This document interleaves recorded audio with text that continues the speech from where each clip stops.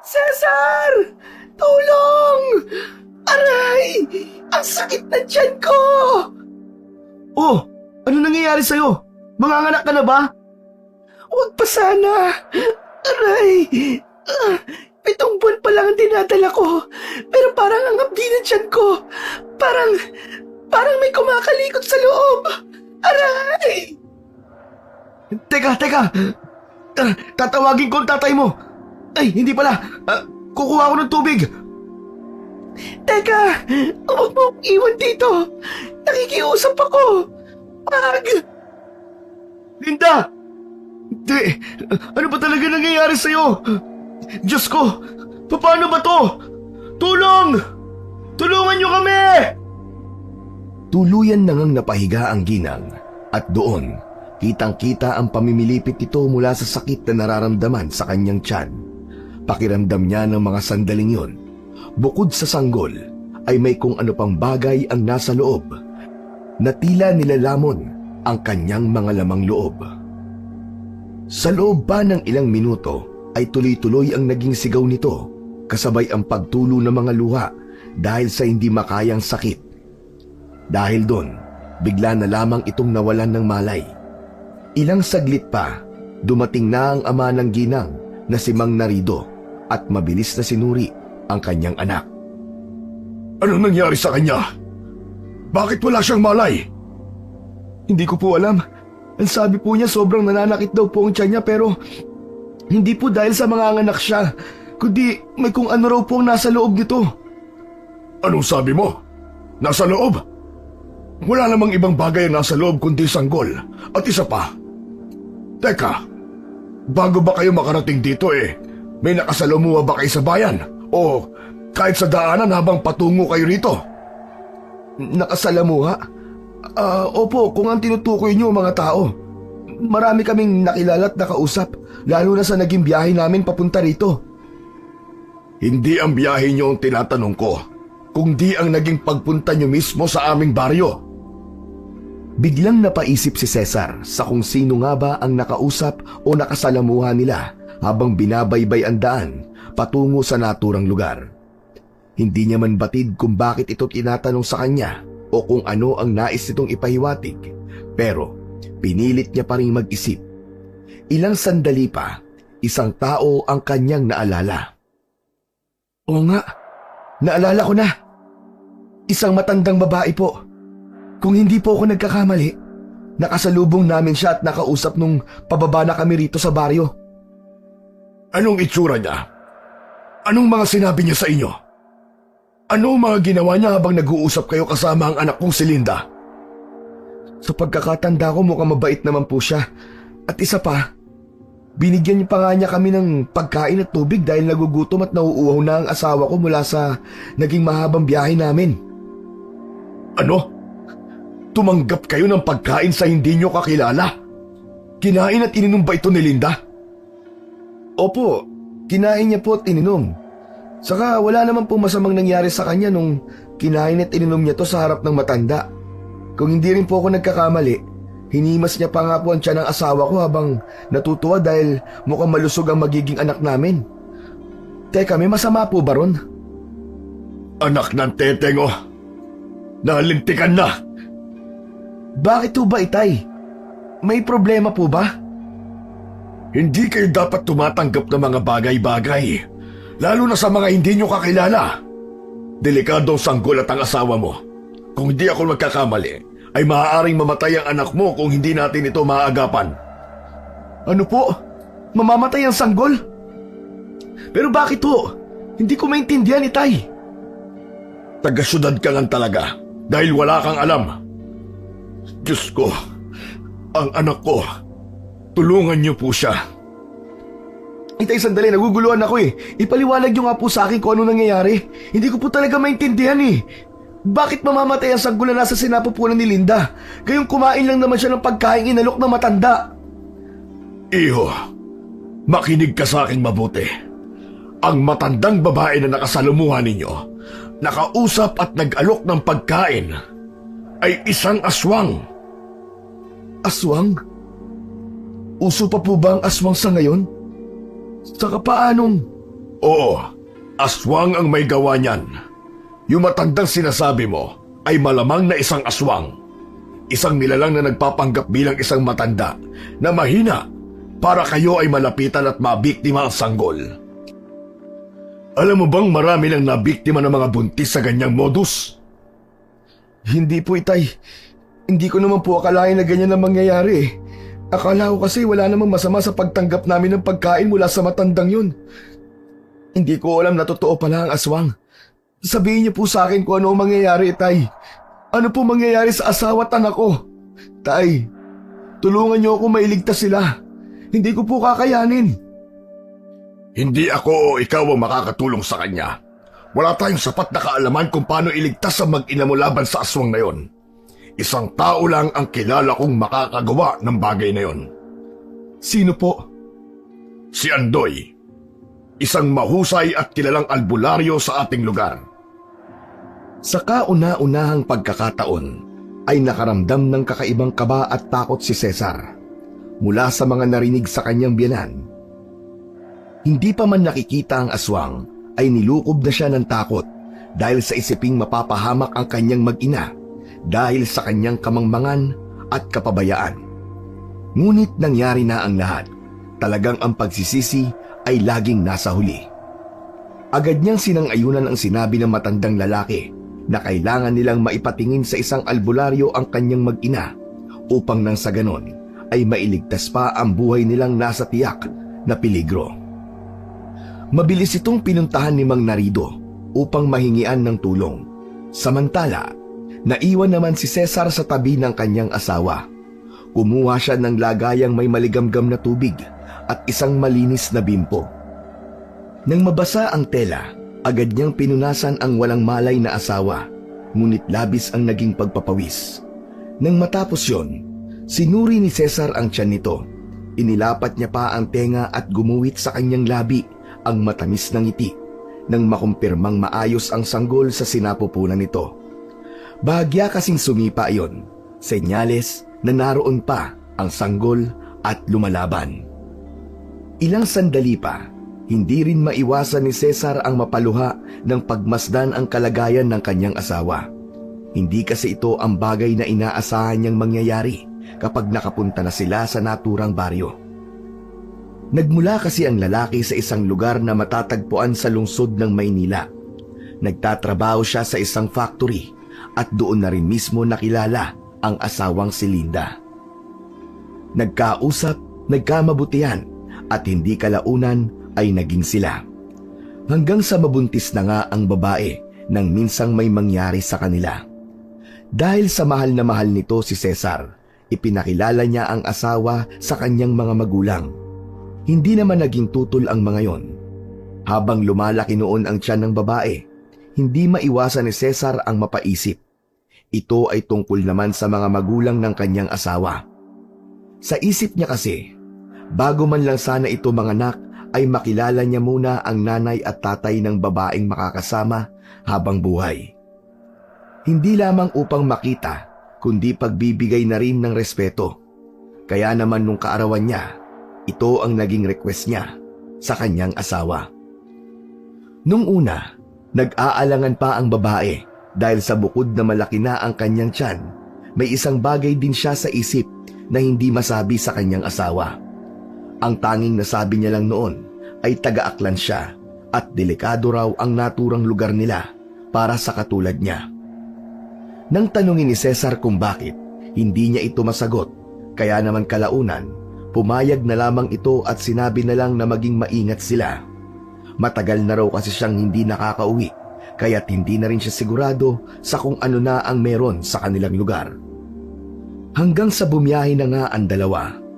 Nang makarating sa Aklan, sumakay sila ng isang demotor na sasakyan at doon hindi maiwasan ni Cesar na maalala ang isang pangyayari dahil nagbigay na yon ng labis na pagtataka sa kanya. Nang tanungin kasi sila tungkol sa baryo na pupuntahan, makikita sa mukha ng maghahatid sa kanila ang kakaibang reaksyon ng sabihin ni Linda ang pangalan ng kanilang baryo. Tila ba natatakot ito sa kung anumang bagay at hindi yun kagad na unawaan ni Cesar. Hindi nagtagal, Sa haba ng pakiusap ay pumayag ang lalaki na isakay sila pero sa bungad lamang daw sila ihahatid. Maglalakad na lang sila pababa ng naturang baryo dahil hindi naman daw ito ganon kalayo. Nang makarating nga sila at magsimulang maglakad, doon na nila nakasalubong ang isang matandang babae. Sa pagkakaalala pa ni Cesar, sobrang may edad na ito dahil bukod sa kulubot na ang balat sa buong muka at katawan, nakayuko na rin ito at may hawak na sanga na nagsisilbi nitong tungkod upang hindi mawalan ng balanse sa paglalakad. Bukod doon, may bitbit din itong maliit na lumang basket na naglalaman ng mga gulay, prutas at ilang kakanin. Pinilit ni Cesar na maalala kung ano ang naging mali sa naging pakikisalamuha nila sa matandang babae. Inalala niya ang eksaktong naging usapan nila ng mga sandaling yon. Mukhang malayo pa ang pinanggalingan nyo ha. Hulaan ko, hindi kayo taga rito sa Aklan, hindi ba? Tama po kayo, hindi po ako taga rito pero ito pong asawa ko, dito po pinanganak at dito na rin po lumaki. Umuwi lang po kami dito para makilala ko po ang mga magulang niya tsaka para makapagbakasyon na rin. Mabutit nakapagbiyahe pa itong asawa mo. Ang laki na ng tiyan niya. Ako, mag-iingat kayo dahil sigurado ko marami nang nagmamatsyag dito. Teka, ano pong ibig niyong sabihing maraming nagmamatsyag? Wala. Ikaw tingin kasi ang ganitong buntis sa lugar namin. Baka mausog at magkasakit pa ang asawa mo. Hindi napansin kagad ni Linda ang biglang pag-aplos ng matandang babae sa kanyang tiyan. Hindi niya ito napigilan dahil kaagad itong nakalapit sa kanya, sabay hawak sa nakaumbok na kanyang tiyan. Abay, malusog ang iyong sanggol, iha. At saka malikot. Tignan mo, sumisipa-sipa pa. Naramdaman nga ni Linda na naglililikot ang kanyang sanggol sa kanyang sinapupunan, kaya naman agad na siyang lumayo sa matanda at umatras. Ngunit hindi siya nagpakita ng kagaspangan ng ugali. Magalang pa rin itong sinagot ang pahayag ng matanda. Maalaga po kasi ang aking asawa, Lola, kaya malusog po kaming parehas. Sana ay magkita pa tayo uli, ano? Gusto ko tuloy makita ang anak nyo pagkasilang niya. Sigurado ako na magandang bata ang isisilang ng iyong asawa. Siyempre naman po, magandang lalaki ho kasi ako kaya alam ko po na magiging magandang sanggol din ang aking anak. Hambog? Bakit hindi ba totoo? Kaya nga na humaling ka sa akin, di ba? Ano ba? Tumigil ka na. Nakakahiya kay Lola, oh. Hindi, okay lang kay Lola yan. Huwag po kayo mag-alala, Lola. Kasi po, balak naman talaga namin ni Linda na dito siya manganak. Saka na lamang kami babalik ng Maynila kapag ayos na ang lahat. Ganon ba? Sayang naman pala kung hindi kayo magtatagal. Hayaan mo. Sigurado naman akong makikita ko siya. Oh, bakit parang natahimik ka, iha? May problema ba? Parang nakikita ko ay bigla kang namutla. Wala po ito, Lola. Huwag po kayo mag-alala sa akin. Parang nakaramdam lang po ako ng konting pagkahilo. Nako, nakagutom ka na. Bawal magutom ang buntis. Pasensya ka na, mahal ha. Halika, tara bumili tayo ng makakain mo. Rapang kayo maghanap ng mabibilan dito. Eto, may baon akong tubig at pagkain. Eto, kainin mo. Sa inyo na lang ito kasi malapit lang naman ang bahay ko. Diyan lang naman. Naku, wag na po, Lola. Nakakahiya po sa inyo kung aagawan ko pa kayo ng pagkain. Ayos lang naman po ako, kaya ko pa po. Sige na, kunin mo na. Para naman hindi ako mapahiya sa inyo. Maraming salamat po, Lola. Kunin mo na, mahal. Sabi nga nila, di ba masama naman talaga na malipasan ng gutom lalo na kapag mga buntis. Baka mamaya mapano pa ang anak natin. Sige na, tanggapin mo na yung pagkain na binibigay ni Lola. O sige, mauna na ako sa inyo. Alagaan mong mabuti ang asawa mo. Lalong-lalo na ang magiging anak mo, iho. Salamat po uli. Sana po magkita po tayong muli, Lola. Huwag kang mag-alala. Magkikita pa tayo. Hindi man bukas o sa mga sa susunod na araw. Pero, hindi magtatagal. Yun ang mga usapang natandaan at naalala ni Cesar mula sa isang matandang babae na nakasalubong nila habang papunta sa baryo ni Mang Narido. Muli niyang pinagmasdan ang wala pa ring malay na asawa. Sa dami ng iniisip, napabuntong hininga siya. Hindi niya rin maiwasang mapailing dahil hanggang ngayon, wala siyang ideya kung paano naging aswang ang matandang babaeng nakasalubong nila. O paano nito napasok ang tiyan ng kanyang asawa.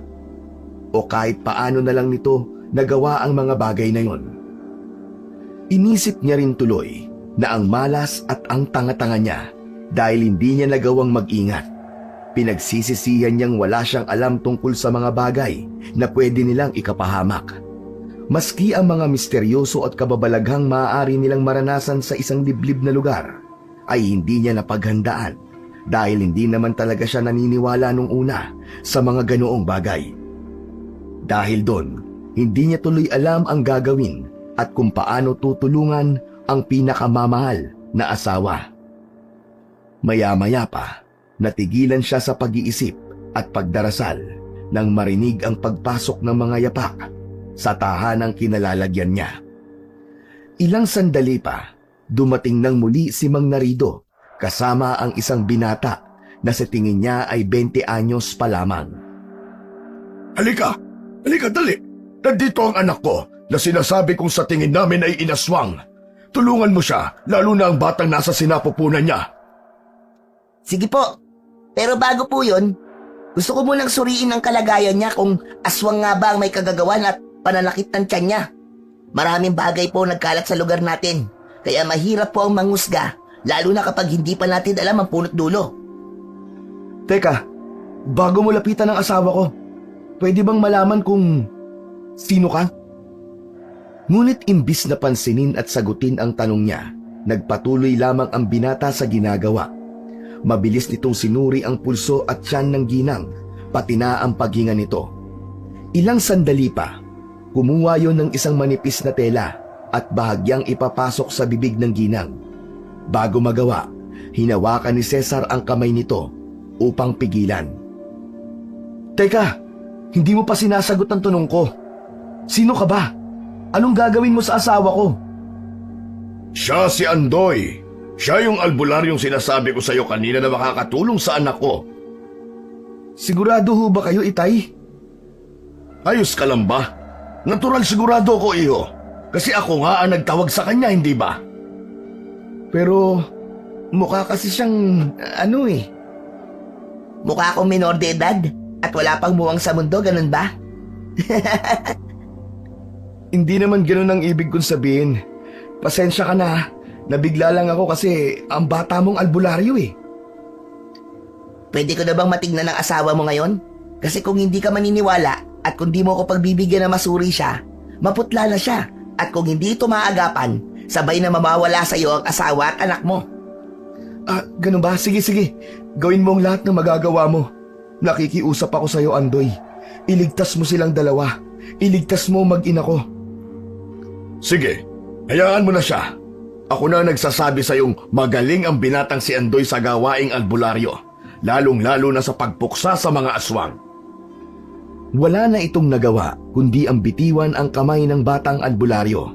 Matapos nun, ipinagpatuloy nito ang paggagamot kay Linda.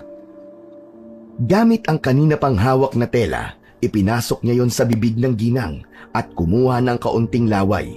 Nang magawa yon, gamit ang maliit na plato na may tubig, tawas at dasal, inuhulog ng binata ang tela roon.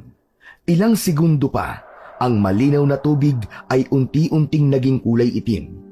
Dahil doon, pinaghalong kaba, gulat at pagkamangha ang naramdaman ni Cesar. Sa tanang buhay niya, ay ngayon lang siya nakakita ng ganung bagay o gawain. Nang mga sandaling yon, naalis na sa isip niya ang agam-agam at pagpigil sa binata. Ang ginawa niya na lang, pinanood niya ito hanggang sa matapos. Panay ang dasal niya na sana ay magawa nga nitong mailayo sa tiyak na kapahamakan ang kanyang mag-ina. Totoo ngang inaaswang ang babae ito. Hindi lamang ordinaryong aswang, kundi malakas at mabagsik. Ngayon lang ako nakakita at nakaharap ng ganito. Hindi ko maipapangako na magagamot ko siya ng tuluyan pero gagawin ko ang lahat ng makakaya ko. Nang sabihin yun ng binata, napalunok ng laway ang dalawa. Ilang sandali pa, nagpatuloy yun sa ginagawa niya. Sunod nitong kinuha ang 2 palad ng ginang at doon, isa-isa niyang tinusok gamit ang matulis na kahoy, ang pagitan ng mga daliri nito. Habang ginagawa ito, tila may malay ang ginang dahil gumagalaw iyon na tila nasasaktan. Lalapitan na sana ito ni Cesar, ngunit pinigil siya ng albularyo. Teka, huwag mo siyang hahawakan. Hayaan mo akong gawin ko ang lahat para malaman natin at mahuli kung saan nagtatago ang aswang na may gawa nito sa kanya. Yung matanda, ang sabi niya sa amin, nakatira siya sa gubat at... Hindi nyo nga namalayan na inaswang na nga ang asawa mo tapos ngayon, maniniwala ka pa sa sinabi ng matandang yon? Nag-iisip ka ba? Anong sabi mo? Matatalino at mapaglinlang ang mga aswang. Hindi yan basta magsasabi o magtuturo ng kahit na anumang bagay na tungkol sa kanila. Tandaan mo yan. Huwag kang basta-basta magtitiwala kahit na kanino. Kahit na ang pinakamabait na tao makikilala mo ay hindi maaaring pagkatiwalaan. Mula sa mga sinabi ng binatang albularyo, hindi na nakaimik pa ang lalaki. Tama naman ito.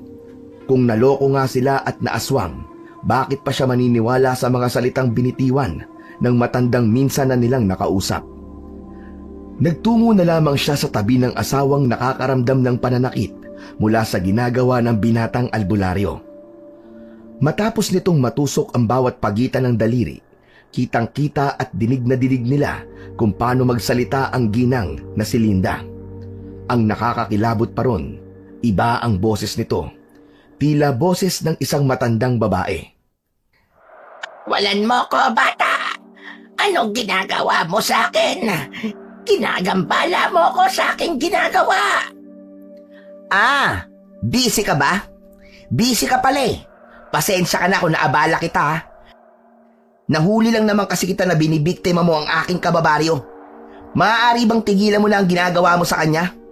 Hindi ka ba naaawa?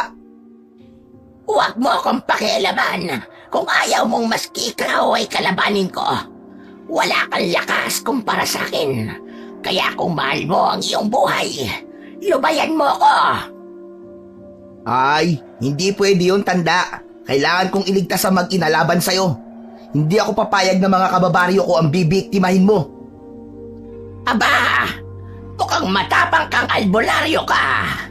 Kabata-bata mo eh. Wala kang magagawa kung sakaling gusto ko bang kunin ang sanggol sa sinapupunan ng babaeng ito. Ngayon, naiintindihan ko na kung bakit napakalakas ng tulad mo. Hindi ka lamang pala isang aswang kundi isa ring mangkukulam at mambabarang. Hindi ko alam kung paano mo nakuha ang ganyang kakayahan, pero isa lang ang sasabihin ko sa'yo. Gagawin ko ang lahat para mailigtas ang buhay ng mag-ina at kasabay nun, hahanapin kita at ako mismo ang papaslang sa'yo. Hindi mo ko mahanap at lalong hindi mo ko mapapatay dahil hindi mo ko kaya. Isa ka lamang bata at ang tulad mo ay isa lang alikabok para sa akin. Kaya kitang pigain, apakan, saksakin o patayin ng hindi mo ko nalalapitan. Bakit hindi mo gawin? Kapag nagawa mo, sisiguraduhin kong hindi na yun masusundan pa. Humanda ka rin dahil kapag nahanap kita, idadamay ko pati ang angkan na kinabibilangan mo nang hindi na ito maulit pa. At bago mo magawa yon, uunahin ko na ang katawan ng babaeng ito at kasama ang malusog na sanggol sa sinapupunan niya.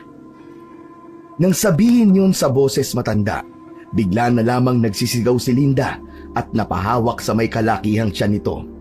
Sa muli, namilipit yun sa sakit na nararamdaman. Bumalik na rin ito sa ulirat at sariling katauhan at doon, kitang-kita sa mga mata at mukha nito ang labis na pagtitiis at sakit mula sa kagagawan ng matandang babae. Hindi ko na kaya, Cesar! Ang sakit ng tiyan ko! Aray! Tulungan mo siya! Tulungan mo ang asawa ko para mo ng awa! Malakas ang kalaban natin. Mukhang hindi ko siya kakayanin. Pero sabi ni Tatay Narido, ikaw ang kilala at pinakamahusay na albularyo sa baryong ito. Kapag yun ang bansag sa'yo, ibig sabihin ay wala kang hindi kayang gawin. Ngayon, patunayan mo sa amin na kaya mong puksain ng aswang, mangkukulam o mambabarang na nananakit sa asawa ko. Saka, hindi ka nag-iisa. Sige, tutulungan kita. Tutulungan ka namin. Basta tulungan mo lang ang asawa at anak mo. Para mo ng awa. Gaya ng sabi ko, hindi ko may papangako dahil Kahit na. Basta, gawin mo ang lahat ng makakaya mo para mailigtas siya. Kahit sa anong paraan o kahit ano pang mangyari, iligtas mo lang siya. Iligtas mo ang asawa at anak ko. Nagmamakaawa ako sa'yo. sige, susubukan ko. Ginawa nga ni Andoy ang lahat ng kanyang makakaya. Pinakuha niya sina Cesar at Mang Narido ng mga halamang gamot na matatagpuan lamang sa hindi kalayuan sa isang gubat. Nang makabalik sila, iniligay niya yun sa isang palayok at sinindihan kasabay ang hugis bilog na bato na tanging isang albularyo lamang ang may kakayahang makagawa nun. Ilang segundo, umusok yun ng malakas. Pinaikot yun ni Andoy sa nanginginig na si Linda na tila labis na nilalamig. Kasabay ng kanyang paglakad ay ang pagbulong ng malalakas na orasyon upang paalisin ang sumpa at laway ng isang aswang sa katawan nito. Ilang saglit pa, tila nagwala si Linda at dahil doon, hinawakan na ito ni Cesar at Mang Narido.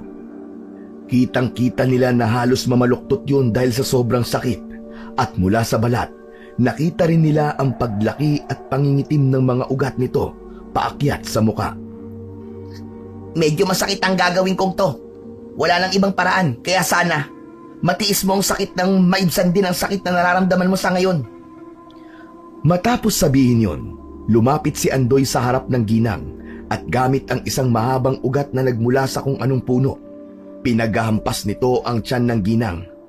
Dahil doon, mas nagsisisigaw siya at nagwawala. Anong ginagawa mo? Bakit mo sinasaktan ang asawa ko? Baka may mangyari sa kanya. Baka mapahamak ang anak ko. Ang sabi mo, di ba, kahit sa anong paraan o kahit na ano pa man ang mangyari, matulungan ko lang siya? Huwag ka sanang sisira sa mga salita mo dahil ako bilang albularyo ay may isang salita. Alam ko kung ano ang ginagawa ko. Pero, kung gusto mong gumaling ang asawa mo, matuto kang magtiwala sa akin. Ano, pwede ko na bang umpisahan uli? muli niyang hinampas ang tiyan ng ginang at makalipas lamang ang ilang minuto, bigla itong bumagsak sa kinahihigaan. Mula sa bibig ng walang malay na ginang, lumabas ang kulay itim na likido. Nang maamoy ni Cesar at Mang Narido, halos masuka sila dahil napakabaho nito. Mabilis namang kumuha ng isang malinis na tela si Andoy at pinunasan yon. Nang magawa na niya, sinuri niya ang kalagayan ng ginang. Napatango siya dahil mukhang pansamantala siyang nagtagumpay na paalisin ang sumpa ng aswang. Kumusta na siya? Magiging maayos na ba ang asawa at anak ko? Sa ngayon, oo. Pero hindi rin magtatagal. Kung ordinaryong aswang ang bumiktima sa asawa mo, malamang ay kanina ko pa siya natulungan at nagamot. Yun nga lang, gaya ng sinabi ko sa inyo, sa unang pagkakataon ko lamang nakainkwentro ang ganitong bagay. Kakaiba, isang aswang na may kakayahan din sa pangungulam at pambabarang. Mas malakas pa siya kaysa sa mga aswang na nakalabang ko sa Iloilo nang minsan kaming imbitahan ng aking ama doon. Pero paano yun? Kung hindi pa siya tuluyang maayos, ano na sunod na kailangan nating gawin? Anong paraan pa para mailigtas siya? Isa lang ang naiisip ko. Ngunit napakadelikado nun dahil hindi ko pa lubos na alam ang buo niyang kakayahan. Kung anong klaseng itim na kapangyarihan ang meron sa matandang aswang na kasalukuyang bumibiktima sa asawa mo. Ano yun? Baka makatulong kami ni Tatay Narido. Ang hanapin at patayin siya. Yun ang isang paraan na madalas ding gamitin noon para mahinto ang sumpa nito sa kanyang biktima.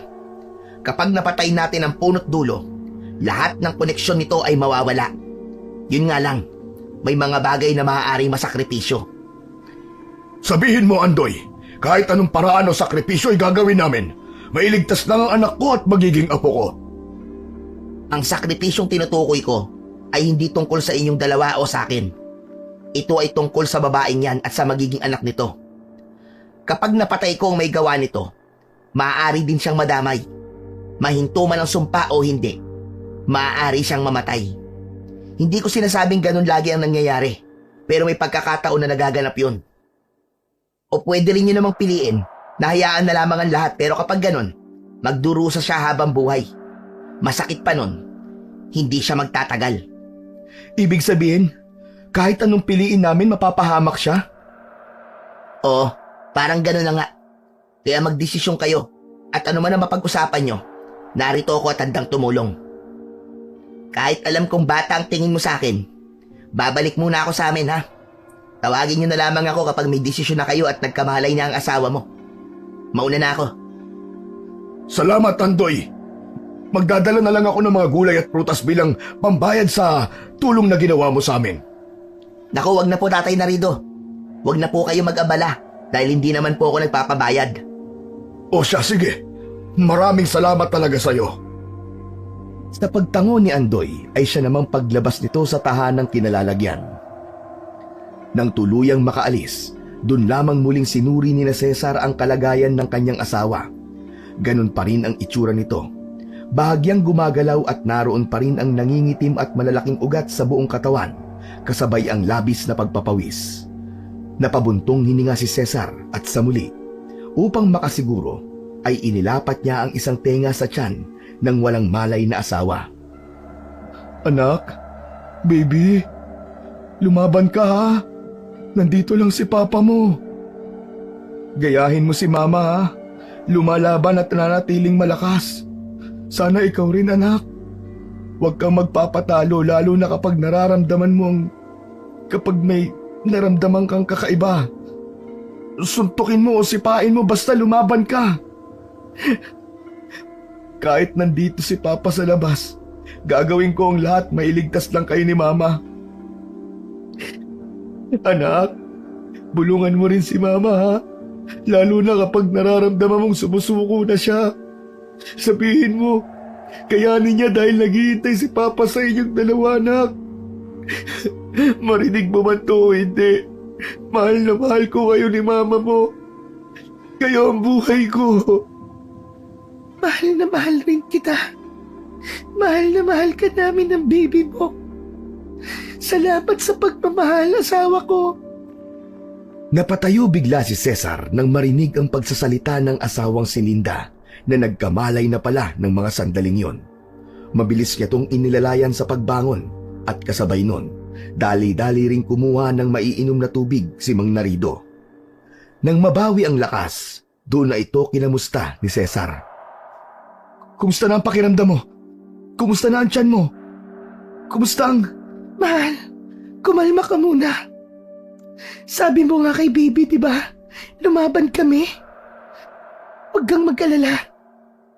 Lalaban kami. Sa ngayon, medyo nanghihina pa ako pero nararamdaman ko namang ligtas ang anak natin. Mabuti naman kung ganon. Tingnan mo nga hindi pa rin nawawala yung maiitim na ugat sa katawan mo. Isa pa, maitim din ang ilalim ng mga mata mo at nanunuyo ng labis ang labi mo. Sigurado ka bang ayos ka lang? Oo nga, ang kulit mo naman eh. Siya nga pala, ano ba ang nangyari? Nawalan ka ng malay dahil sa labis na sakit na nararamdaman mo. Kaya pala ako nanghihina. Alam mo, may napanaginipan din akong masama. Ano namang napanaginipan mo? Naligaw daw ako sa isang madilim na nakakatakot na gubat. Wala akong kasama nun at patuloy kitang hinahanap. Pero imbis na ikaw ang makita ko, isang matandang babae nakasalubong ko. Sa totoo nga niyan, siya rin yung...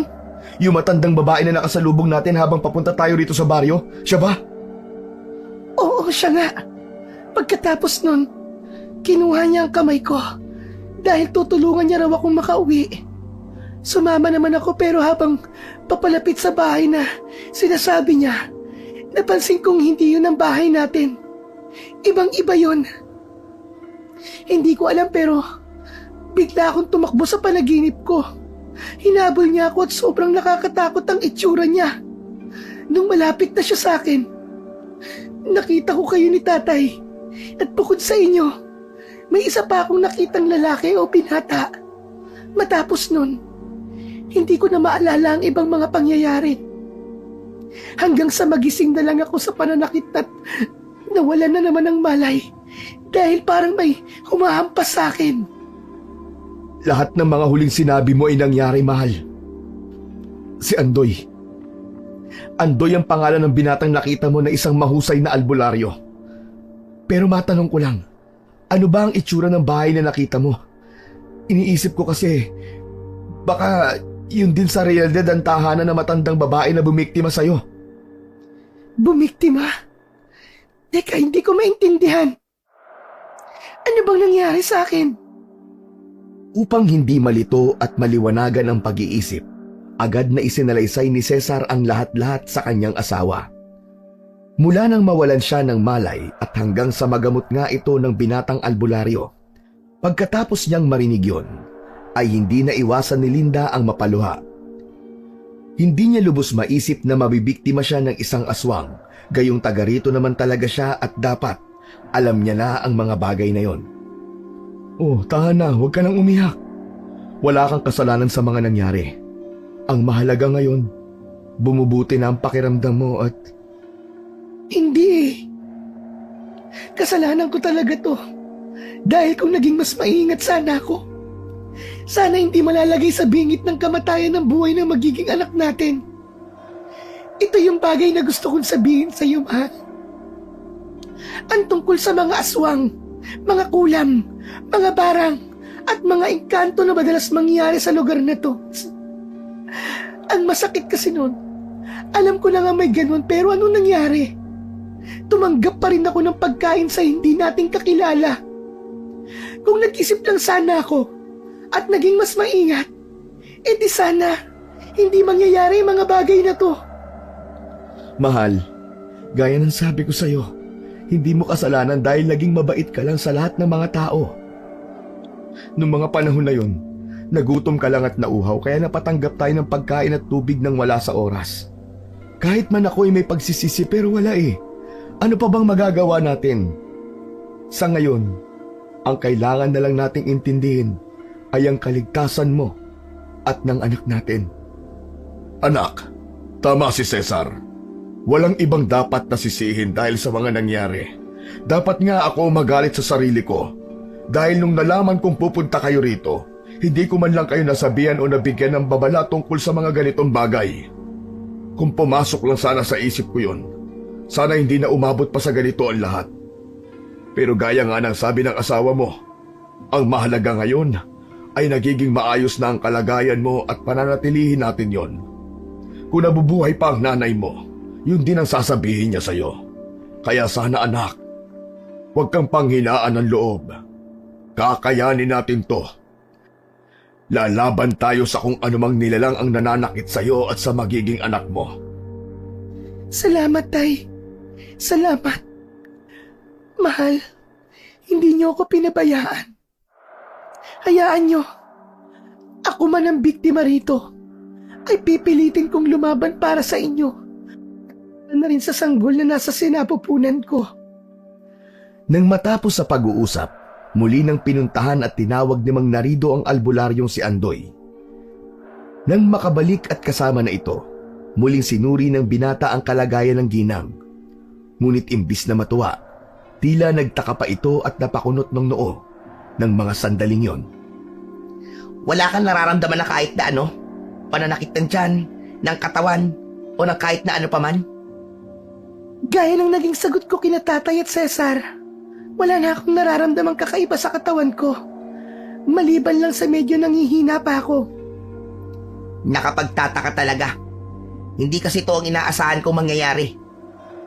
Teka, hindi ka ba natutuwa na bumubuti na ang kalagayan ko? Na magiging ligtas na kami ng anak ko? May alam ka ba talaga? Napakabata mo pa para... Hindi edad ang tinitingnan para makapagligtas ka ng isang buhay. Kung hinayaan kita kanina, sana ay pinagluluksa ka na ng asawa at ama mo. Mahal, ganyan din ang unang naging impresyon ko sa kanya. Pero maniwala ka, ako na nagsasabing magaling si Andoy.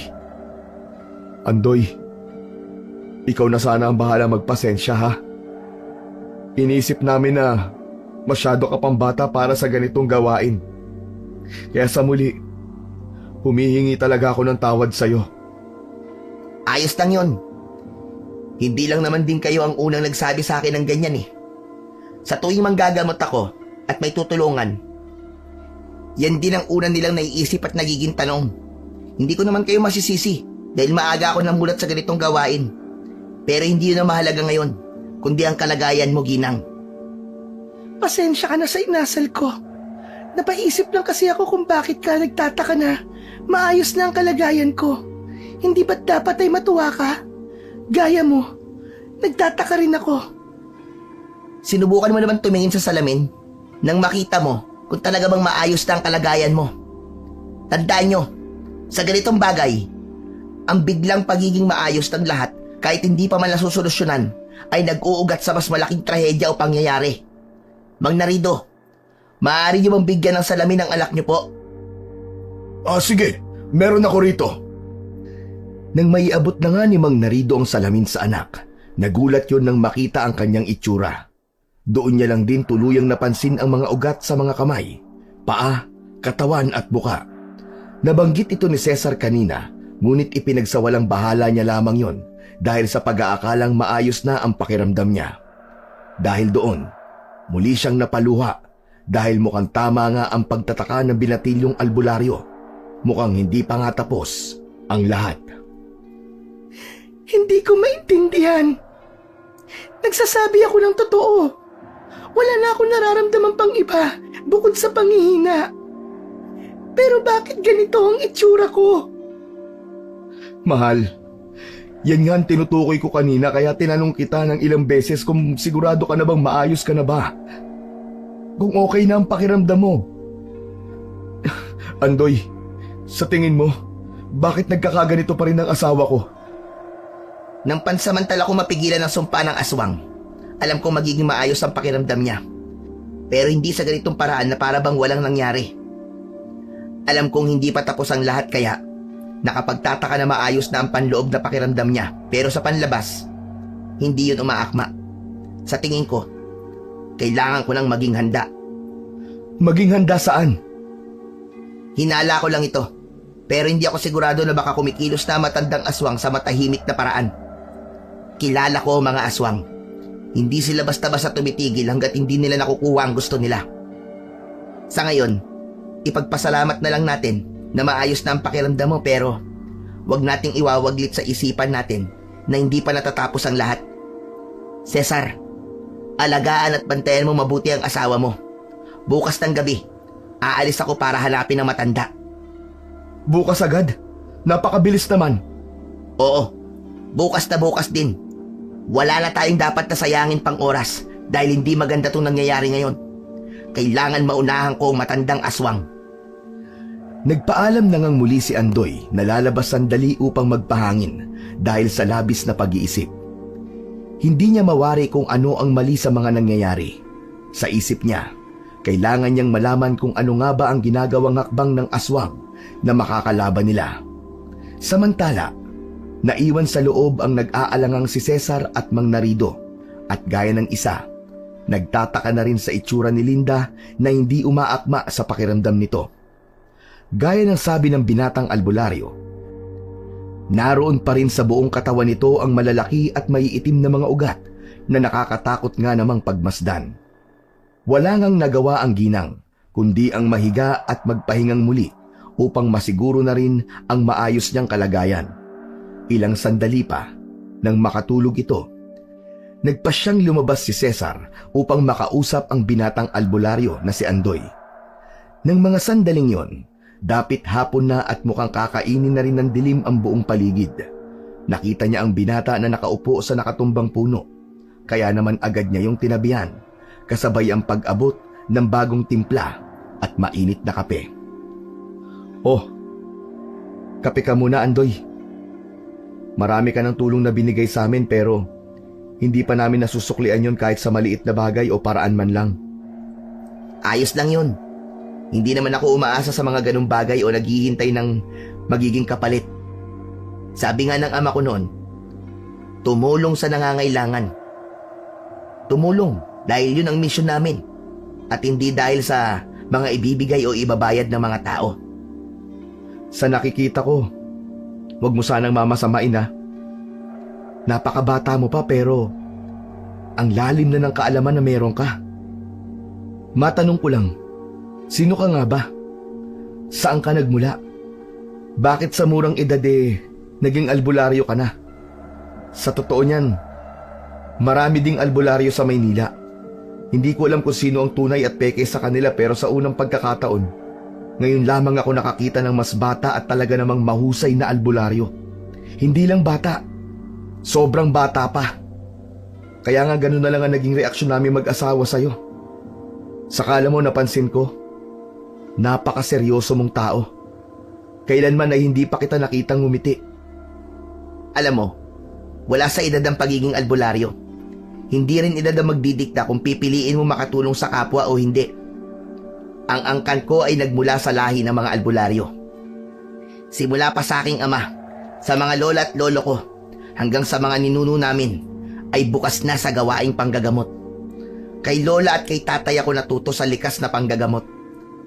At kay lolo naman, nung nabubuhay pa siya, sa kanya ko natutunan kung paano kumilatis ng aswang at kung paano kalabanin ng isang uri ng nakakatakot na nilalang.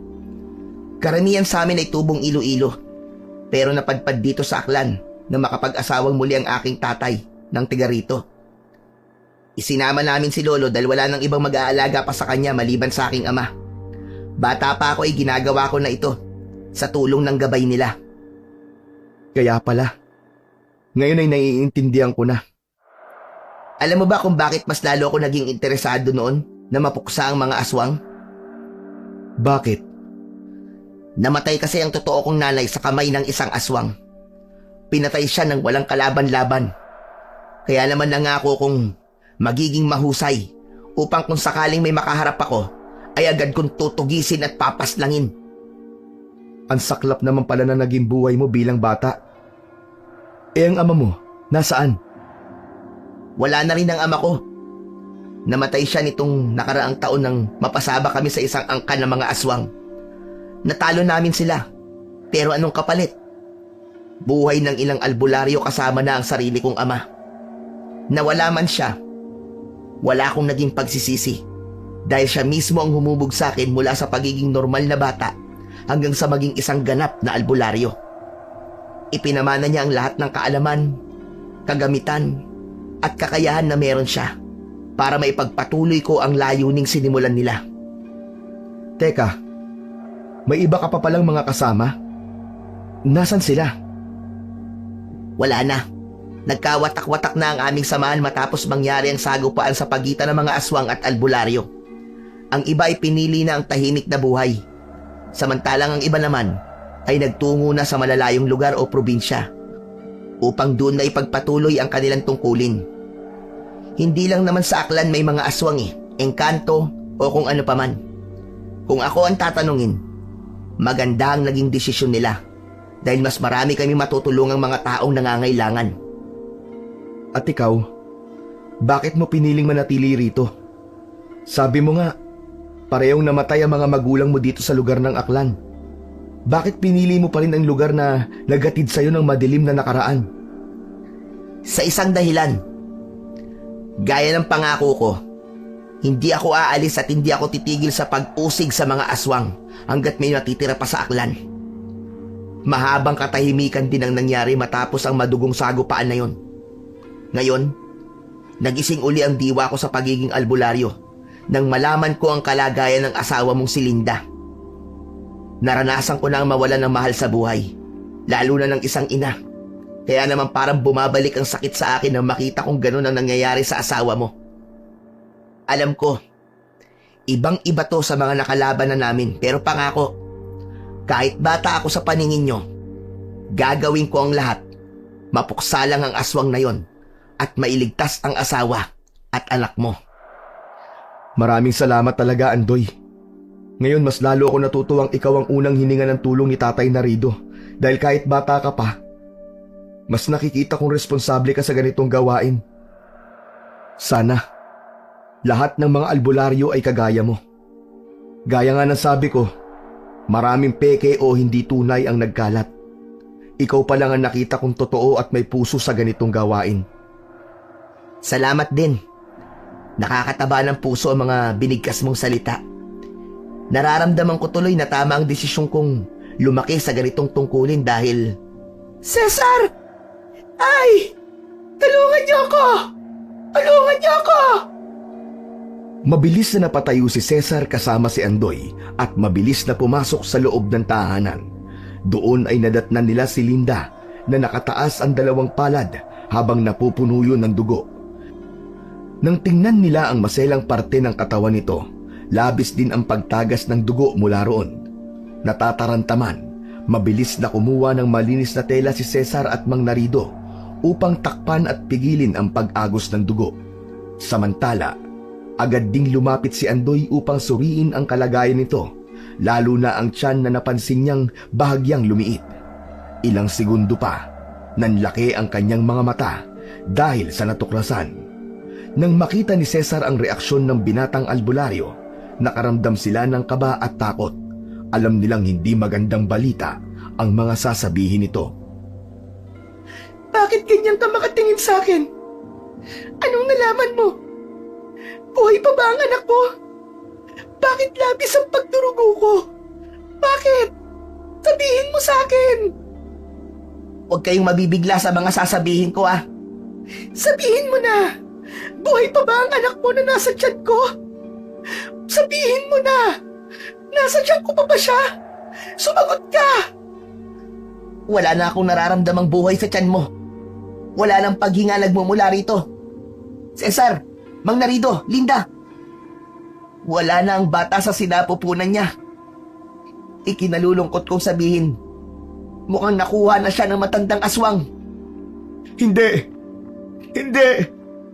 Hindi totoo yan, Andoy! Imposibleng makuha niya ang anak ko, gayong wala naman siya rito! Hindi pwede! Buhay pa ang anak ko! Nandito pa siya sa tiyan ko! Antoy! Mali ka! Mali ka ng sinabi mo! Buhay pa ang anak ko! Hindi siya nakuha ng aswang! Anak! Dali, sumipa ka! Magparamdam ka! Nandiyan ka pa ba, di ba? Anak! Pakiusap naman! Magparamdam ka! Gusto ko mang bawiin ang mga sinabi ko pero yun ang totoo. Ito na ang kinakatakot ko kanina. Kumikilo siya sa matahimik na paraan. Hindi ko alam kung paano niya nagawa yun pero sa tingin ko, may kinalaman ang kaalaman niya sa pangungulam. Cesar, hahanapin at pupuksain ko ang matandang aswang na kumuha sa anak mo. Hindi na bukas, kundi ngayon din. Sasama ako sa'yo. Gusto kong makita siyang muli at mapatay kasama mo. Hindi maaari. Delikado ang gagawin ko. Kailangan ka ng asawa mo ngayon lalo na nagluluksa pa siya dahil kapag wala ng inyong anak. Hindi. Sige na, ako na ang bahala sa anak ko si Linda. Heto ang gulok, Cesar. Sumama ka kay Andoy at siguraduhin yung mahanap at mapapatay yung matandang aswang na yun. Siguraduhin yung magbabayad siya sa ginawa niya. Nang sa ganon, ay hindi na ito makapampiktima pa ng iba. Sige na, lumalalim na ang gabi. Umalis na kayo. Salamat po, Tay Narido. Huwag po kayong mag-alala. Sisiguraduhin kong mahahanap at mapapatay namin siya. Linda, mahal. Lumaban ka ha. Hindi dito natatapos ang lahat. Magpakatatag ka. Mukhang nawala man ang anak natin, pero hindi nito mapipigil ang galit ko na maipaghiganti siya at makuha ang hustisya. Hintayin mo ako. Babalik ako bitbit ang ulo ng matandang aswang na yon. Mag-iingat kayo, mahal ko. Ana, Cesar, bilisan natin. May tutugisin pa tayong aswang. Gamit ang sinindiang sulo, binaybay ng dalawa ang madilim, malawak at nakakatakot na gubat sa hindi kalayuan sa kanila. Hindi nila alintana ang mga nagtataasang puno at damo na ang iba ay halos magbigay ng sugat at pangangati sa kanilang mga balat. Ilang minuto pa ang lumipas nang makalayo-layo na sila. Napansin ni Cesar na tila bumabalik lang sila sa mga dinadaanan. Teka, huminto muna tayo sa paglalakad. Ako lang ba? Napansin ko kasing nadaanan na natin to kanina eh. Tingnan mo yung puno ng akasya. Di ba nakita natin yung kani-kanina lamang? Naliligaw ba tayo o nililigaw tayo? Hindi ko napansin. Nadala ako ng galit at inis sa aswang na yon. Kaya dire-diretso lamang ang ginagawa kong paglalakad. Magaling. Dahil nakita mo ang mga bagay na to. At tama ka. Nililigaw nga tayo. Pero nino? O ng ano? Hindi ba isang engkanto ang gumagawa ng mga ganitong bagay? Kung hindi ako nagkakamali, kailangan natin baliktarin ang mga damit natin. Yun daw ang paraan para hindi tayo mapaglaruan ng isang engkanto. Alam kong kakayahan yun ng isang engkanto, pero Cesar, wala akong nararamdamang engkanto ngayon. Hindi ang nilalang na yun ay may gawa nito sa atin. Nakapagtataka na talaga. Sa tagal ko na sa ganitong gawain, ngayon lamang ako nakakita o nakaramdam ng isang kakayahan na pinagsama-sama na ang lahat. Teka, hindi kita maintindihan eh. Anong pinagsama-sama? Saka bakit sinasabi mong hindi engkanto ang may gawa nito? Tama ka na narinig. Hindi nga engkanto, kundi gaya ng paghihirap na nangyayari sa asawa mo. Isang aswang pa rin ang kalaban natin. Ano? Ibig sabihin, ang matandang babae pa rin ang gumagawa nito sa atin? Imposible yata. Hindi ba't isang engkanto lang ang... Yan din ang iniisip ko. Nakapagtataka lang ang kaya niyang mangulam at mangbarang. Pero ang gawaing pang-engkanto, ngayon lang ako kinabahan ng ganito, Cesar. Maganda tayo. Dahil ang aswang na makakalaban natin ay hindi basta-basta. Kung iisipin, tila mas malakas pa siya sa isang buong angkan dahil sa taglay niyang kakayahan. May ibibigay ako sa'yo. Alam kong magagamit mo to kung sakasakaling makaharap natin siya. Inabot nga ni Andoy ang isang lumang kwintas na kung saan ay may maliit at kulay puting bato sa dulo. Nang makuha naman ni Cesar yon, nagtataka pa man ay agad niya yung isinuot. Wala naman siyang kakaibang naramdaman ng mga sandaling yon. Para saan to? Isang kagamitan, kakayahan at proteksyon. Ang batong nasa dulo niyan ay tinatawag na mutya. At yan ay nagmula pa sa malayong kabundukan sa lupain ng Mindanao. Nakuha nun ng aking ama at ipinamana sa akin bago siya mawala. Teka. Bibigyan mo ko nito. Ito ba'y power? Ano to? Apoy, tubig, lupa at hangin? Teka, paano ba gamitin to? Hihimasin ko lang ba? Teka, masubukan nga. Hindi mangyayari ang iniisip mo. Ang kakayahan o kapangyarihang tinataglay ng bagay na yan ay magagamit mo lang kung naniniwala at nananalig ka sa kanya at sa kaya nitong gawin. Hindi mo to kailangang utusan o tawagin. Kusa mo itong mararamdaman, lalo na sa gitna ng kapahamakan o kamatayan. Tayo na, lumalalim na ang gabi. Baka mas lalong lumakas pa ang kalaban natin. Tara, baliktarin na natin ang ating mga damit. Ibig sabihin, tama nga ako? Pambihira. Napapanood ko lang to sa TV noon ah. Mabilis ngang nagbaliktad ng mga damit ang dalawa. Pagkatapos nun, naglakad na ulit sila at sa pagkakataon na yon, nagbago na ang landas na tinatahak nila. Ilang minuto pa, narating na nila ang isang malawak na kapatagan. Tila ang lupain yun ay napapalibutan ng mga nagtataasang puno, kaya't ngayon lang din ito nakita ni Andoy. Nang tanawin nila ang pinakagitna ng kapatagan, doon ay natanaw nila ang nag-iisang bahay kubo. Agad namang inalis ng binata ang apoy sa sulok. Oh, ba't mo pinatay? Madilim. Baka hindi natin makita yung susugod na aswang. Makikita nga natin siya, pero mauunahan niya tayo kapag nalaman niyang narito tayo.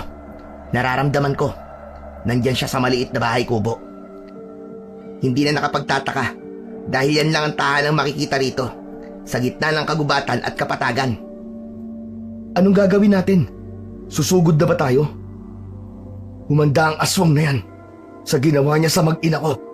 Lalong-lalo na sa anak ko. Hinding-hindi ko siya mapapatawad. Teka, huwag ka munang gagawa ng kahit na anong hakbang. Kung natatandaan mo, alam niyang narito na tayo. Minsan niya na tayong iniligaw sa gubat kaya marahil, alam niya na napaparating tayo. Halika, sundan mo ako. Pasimple tayong papasok at saka siya papatayin. Tama ka. Mabuti ng planado kaysa malaman niya at maunahan tayo. Tandaan mo rin, iba siya sa mga aswang na naririnig mo. Hindi ko pa man nauunawaan, pero gaya ng sabi ko, halos lahat ng kakayahan ay meron siya. Cesar, tandaan mo tong sasabihin ko sa'yo. Lagi akong nauunang maglakad sa'yo, at kapag nagkataon na ako ang nasa likuran, maniwala ka, hindi ako yun. Ha? Teka lang. Lalong hindi ko maintindihan eh. Basta, sumunod ka na lang. Kung mangyari man ang sinasabi ko, malalaman mo rin ang ibig ko sabihin. Basta maging handa ka at alerto ka sa mga maaaring mangyari. Nagpatuloy na ang dalawa sa paglalakad ng mahina habang nagmamasid sa paligid. Bukod sa paghinga, ang mga huni lamang ng kung ano-anong mga insekto ang kanilang naririnig. Habang papalapit naman sa bahay kubo, labis ang kabang nararamdaman ni Cesar. Ngunit sa isip niya, galit dahil iniisip niya ang nangyari sa asawa at anak. Hindi siya makapaghintay na makaharap at mapatay ang matandang aswang. Nang nasa harap na, sinenyasan ni Andoy si Cesar na magtungo sa likod dahil siya ang dadaan sa mismong pinto ng bahay kubo. Sa pagtango, nagtungo na nga si Cesar sa likod ng tahanan at doon, napahinto siya at napalunok ng laway nang makita ang matandang babae na nakasilip sa nakabukas na bintana habang nakangiti. Sa labis na kaba, hindi na siya nakasigaw o nakapaglabas man lang ng tinig. Ang tanging nagawa niya lamang ng mga sandaling yon ay itaas ang nanginginig na kanang kamay kung nasaan ang kanyang gulok. Naisipan mo pa talagang bumisita sa aking tahanan, Cesar. Ikaw pa mismo ang pumunta rito. O sabihin na nating, usang lumapit sa sarili mong kamatayan. Hayop ka! Akala ko'y naging mabait ka lang sa amin. Akala ko ganito lang ang lahat sa aklan, pero nagkamali ako. Sinaktan mo ang asawa ko at pinatay mo ang anak ko. Bakit? Bakit mo gagawin yun sa mga taong hindi ka naman inaano? Bakit? Sumagot ka! Dahil yun ang nagpapaligaya sa tulad ko. Dahil doon ako labis na sumasaya, Cesar.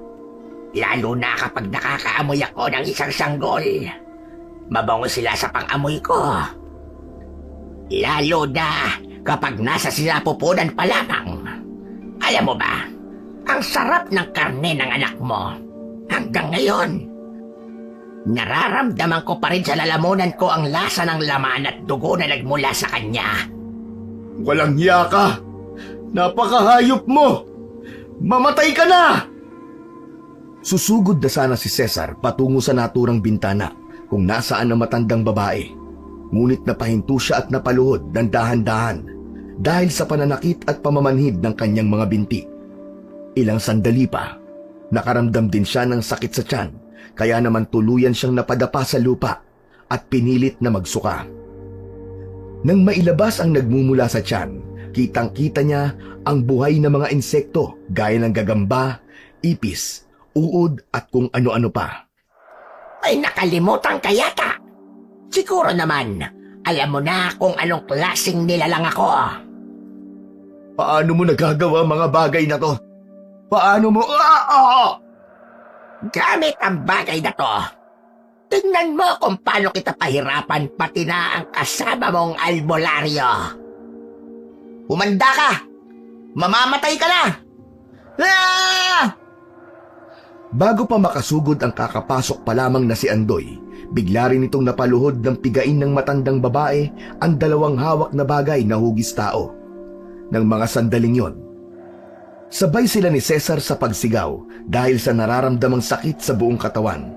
Ilang sandali pa, gaya ng isa, nagsuka na rin ng mga buhay na insekto si Andoy. Imposible! Paano mo nagagawa mga bagay na hindi naman dapat kakayahan ng isang aswang? Sino ka nga ba talaga? Saan mo natutunan ng mga bagay na to? Bakit? Ang tulad mo lang ba may kakayahang mag-aral ng iba't ibang kaalaman? Nung ipinanganak ka, iho, hindi ba't ordinaryong bata ka lamang din? Hindi ka naman siguro masasabing albularyo kagad kung hindi ka dumaan sa masusing pagsasanay. Siguro, hindi mo rin ako maalala, pero ang ama mo, kung buhay pa siya, matatandaan niya ang pagbumuka ko. Teka, naroon ka rin ba na mangyari ang sagupaan sa pagitan ng mga aswang at albularyo? Ginagawa mo ba to para maghigante? Oo! Hindi lamang upang magiganti kundi ubusin ang lahing meron ka. Ginamit ko ang mag-asawa upang malaman kung sino-sino ang mga albularyo at ngayon, kusa kang lumantad sa harap ko. Minsan mo na ako nakausap sa katawan ng babaeng si Linda. At dahil ang sinabi ko noon, bago ako mapaslang, ay uunahin na kita. Gamit naman ang matulis na karayom, isa-isang pinagtututusok ng matandang babae ang dalawang bagay na hugis tao. Dahil sa ginawa niya, mas lalong napasigaw ang dalawa dahil sa labis na sakit na tila ba sinasaksak sila ng isang patalim. Pinilit ni Andoy na lapitan ang matanda habang hawak ang kanyang punyal, ngunit hindi niya magawa, lalo na nang ibagsak nito ang hugis taong bagay at apakan ng malakas. Napatapa si Andoy at kahit nahihirapan, pinilit niyang magsalita upang maliwanagan sa napakaraming katanungan. Hindi ko maintindihan. Kung isa ka sa mga aswang na nakasagupa namin nun, paano ka nagkaroon ng kakayahan sa pangungulam, pambabarang, at lalong-lalo na sa mga engkanto? Ikaw lamang ang nakakagawa ng kanyang bagay. Paano? Saan ka natuto? Gaya ng sinabi ko, natuto ako sa pamamagitan ng pag-aaral sa ganitong mga kakayahan. Marami akong nilapitan at kinausap. Lahat sila ay napapayag ko, lalo na nang malaman nilang para ito sa pag-iganti ko, iho. Nagawa kong magtiis. Nagawa kong panghawakan ng pag-asang babalik ako dahil sa ginawa ng ama mo, mga albularyo at ng buong angkan mo. Totoo ngang iba ang nagagawa ng galit at paghihiganti. Kahit alam mong kayo ang unang nanggulo sa aklan, kayo pa rin ang matatapang at tila may karapatang magsabi na inapi kayo at ng mga kaangkan mo. Tandaan mo, hindi lang ikaw ang galit at dapat na maghiganti. Cesar, ngayon na! Napalingon nga ang matanda sa harap ng bintana at doon, humampas ang matalim na gulok na nagmumula sa nangihina ngunit nakatayong si Cesar. Dahil sa bilis, hindi agad nakaiwas ang matandang babae, kaya naman nagkaroon ito ng malalim na hiwa sa muka. Napaatras ito at kasabay nun, nabitiwan ang hawak na mga bagay, kaya naman mabilis ding nakabangon si Andoy. Tila nanginig naman ang matanda at unti-unting tumuwid ang katawan. Ilang segundo pa, namula ang mga mata nito kasabay ng paghaba ng mga maiitim na balahibo at mga matutulis na kuko at ngipin. Pagkatapos nun, lumabas sa bibig nito ang mahaba at matulis na dila habang tumutulo pa ang napakalagkit na laway. Halos matulala ang dalawa sa napagmasdan. Ang matandang babae na kanina lamang ay mangkukulam sa harap nila, ngayon ay isa ng mabagsik at nakakatakot na aswang. Bago pa makagawa ng pagsugod ang aswang, mabilis na kumilos si Andoy. Gamit ang bilis, liksi at punyal na nasa kanang kamay, tumalon siya at sinakyan sa likod ang aswang. Nang magawa niya yon, malalakas at paisa-isa niya tong pinagsasasaksak sa batok at likod. Ngunit, nahirapan siya dahil tila pader ang balat nito sa tigas.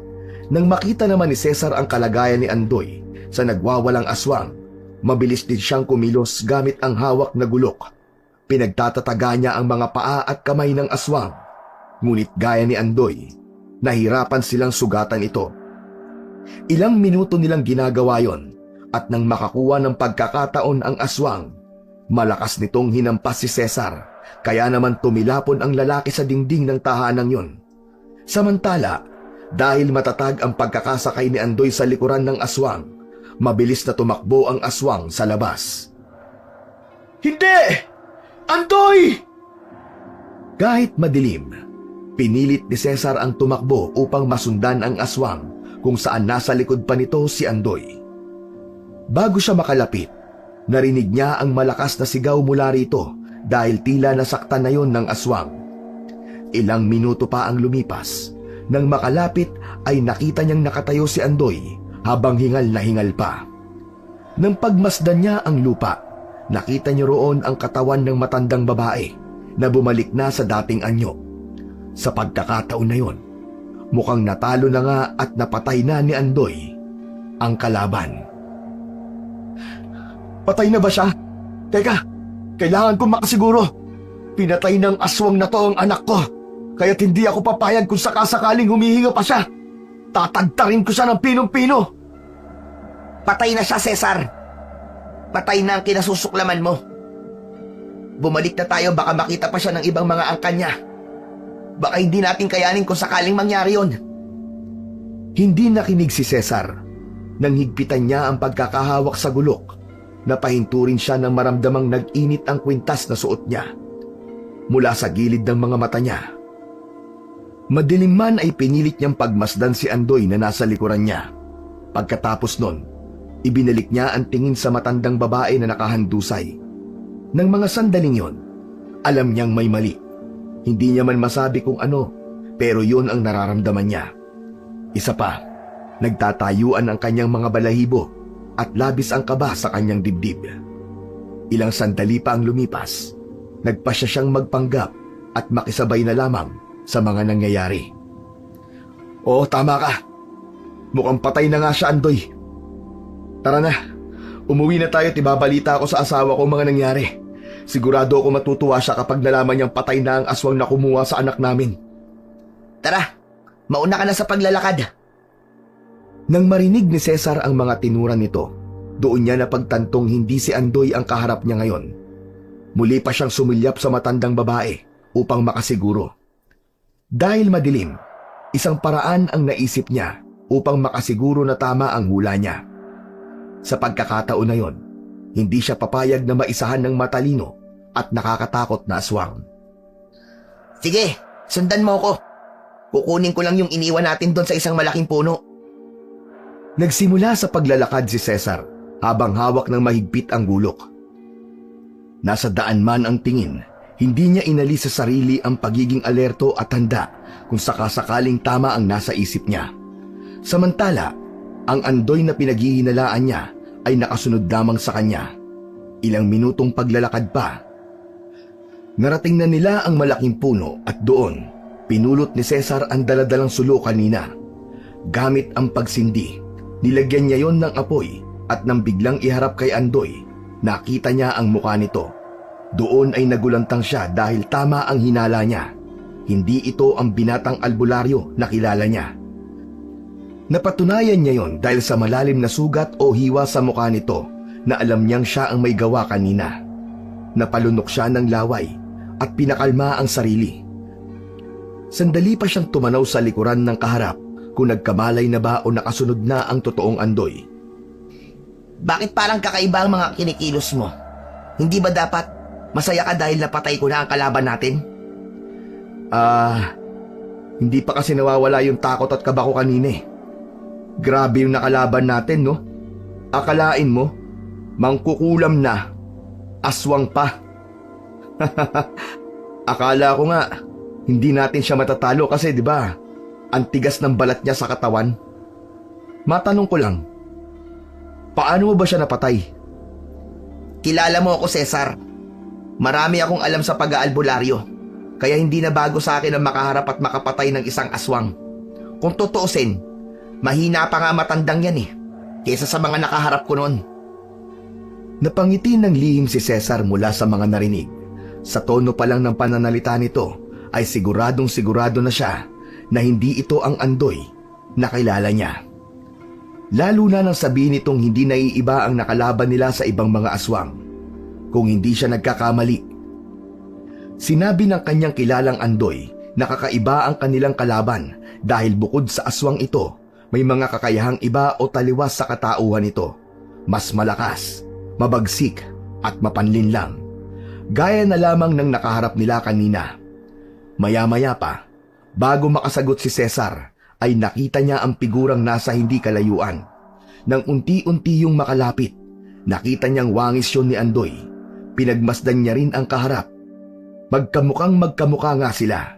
Mabuti na lang ay mabilis niya yung napansin at hindi siya naisahan. Mabuti na lang at nalaman niya agad na ginaya lamang ng matandang aswang ang itsura ng binatang albularyo. Oo nga, mukhang mahina nga ang kalaban nating aswang. Kung sa bagay, matanda na rin kasi siya at ugod-ugod na.